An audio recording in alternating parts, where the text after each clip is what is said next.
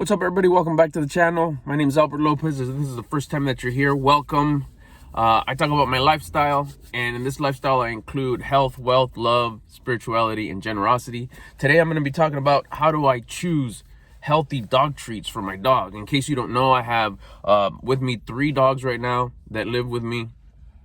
I have Sweet Cheeks, which is a Rottweiler. I have Snowflake, which is a Maltese, and I have Boo Boo, which is a Corgi. And those are all their aliases. They have their government names, but they asked me to just keep them under their alias when I talk about them in the videos. If you know, you know, right? Anyways, talk about dogs. There's just the cutest dog just walking by right now. Thanks for hanging out. As far as treats, I want to talk about basically what I used to use and then what I switched to. I used to be like just that type of dog owner with my past dogs, and even Sweet Cheeks got a bit of it. Is if I needed dog treats, I go to the kibble bag and grab a handful of kibble. We got treats, and that was it. And then sometimes, of course, it'd even be tortilla chips, and I'd use them for any different situations, such as like training, come here, stop barking, whatever, and this is not coming from a professional dog trainer or anything close. This is just a regular dude in Southern California who knew nothing about dogs when he was a kid, and here towards the current part of his life has taken the time to really self-develop, improve, become a better version of himself. With that, you improve in all parts of your life. When you start improving yourself, when you start elevating and start living on purpose, start becoming the version of you that you'd respect and admire, you have to understand that not only you're gonna improve in all parts of your life. It's not like, oh, I want more finances, I want better finance, I want more money. Like, well, then you're chasing money, and everything else is just gonna not be okay. I did that for a long time. I was a chaser. I was chasing things, and they would run.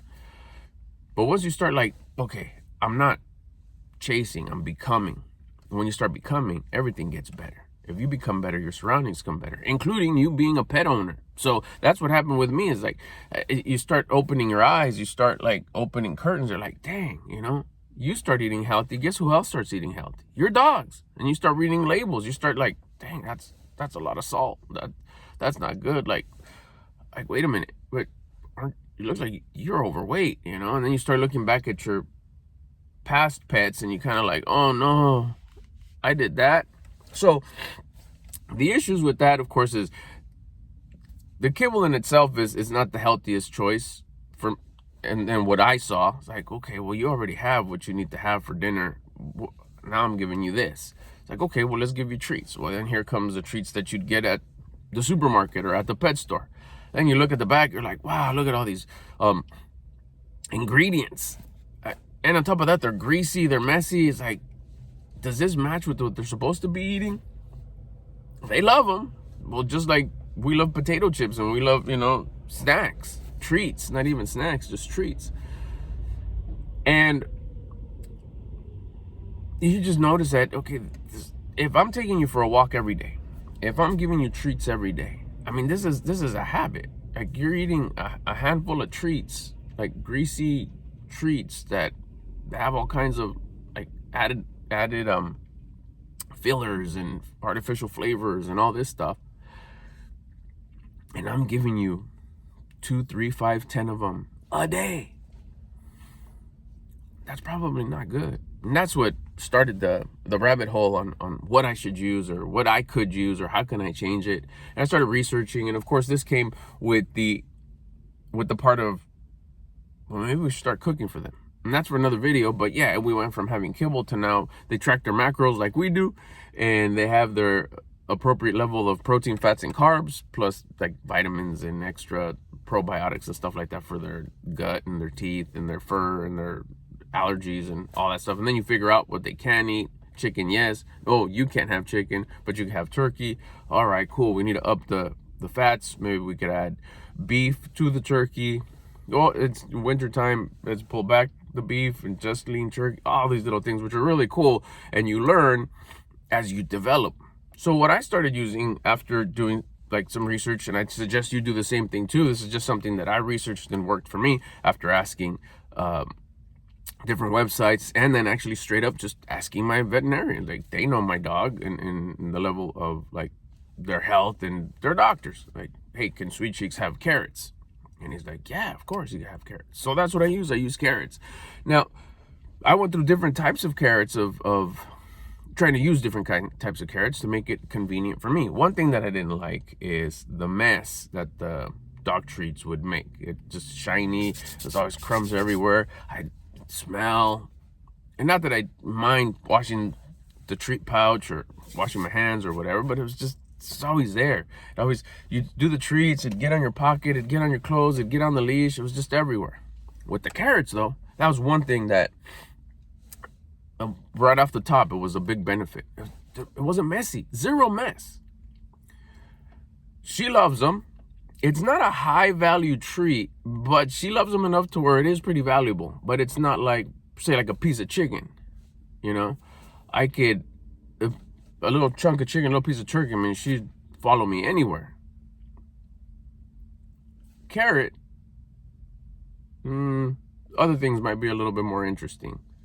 Other dogs, a squirrel, as opposed to like the chicken. She'd like, forget everything else, you got chicken. But still enough to where it's like, if I get her attention, she'll say, oh, carrots, cool, let's go. So it's not considered, I don't consider it like a super high value treat, but it's valuable enough to where she knows that she's getting a prize for doing well, or showing her love, or she's listening, she's not pulling, she's not tugging. When I say stop, she does, and she comes. And I know that they're healthy for her. And I said they're low, they don't have any, just vitamins, I guess. It's just goodness. There's no fat, there's no grease, there's no additives, there's no nothing. So it's a really good, healthy treat that she finds value in and she enjoys, not to mention that it's good for her. So I used to use, I went through different trials to see which one would work out best for me as far as like convenience and practicality. And I did like baby carrots, the whole thing. Pros and cons on that. I mean, it's a carrot. Pro. Con, it was too much. I'd give it to her, let's say we're out for a walk, and I stop and she stops, and I'd give her one, but we have to wait there while she'd finish it. Like, you're almost done. And she'd spill some, so she'd want to eat them off the ground, whatever. So it's like, okay, cool. Then I tried the little chips, the carrots that are sliced for salads. They were big. Sometimes they weren't cut like in a circle. It was more like at an angle, so they were like long. Again, too big.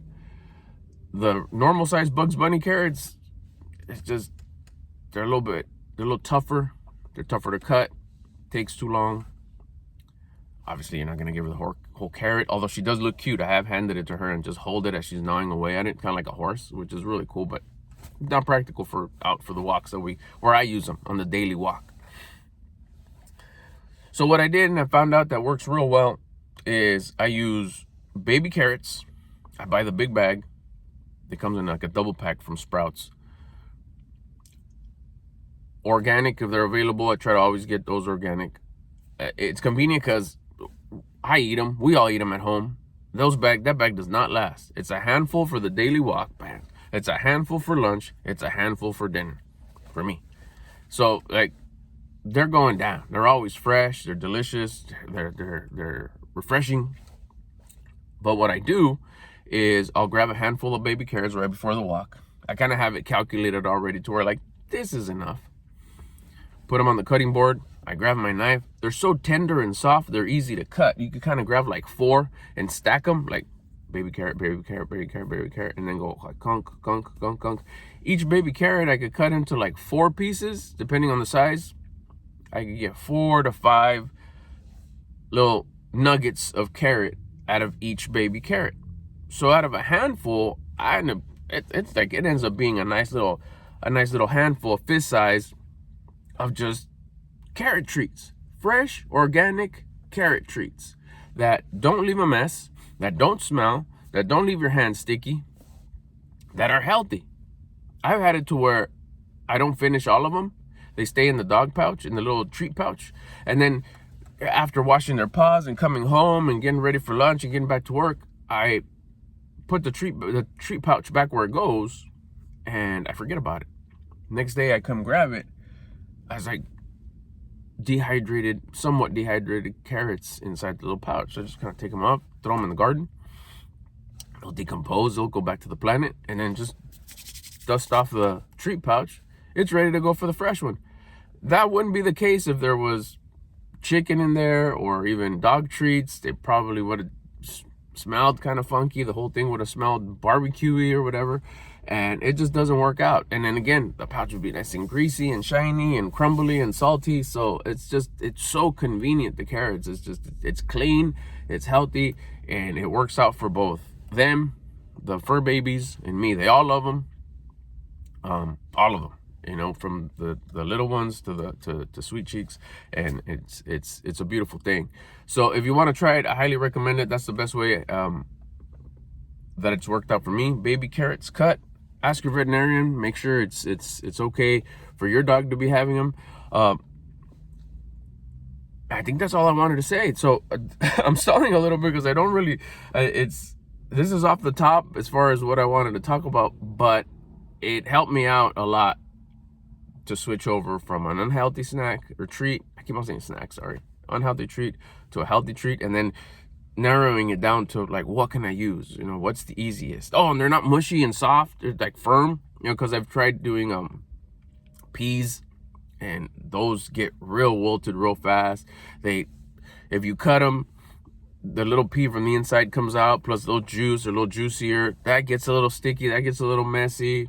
Carrots by far are the best. In the comments, let me know if you already use carrots, what kind of dogs you have, and where you from, city, state, country. If you can answer all three, cool. If you can answer just one of them, that's cool too. Just gives me a little information on where you guys are from. I'll catch you on the next video. Thanks for watching.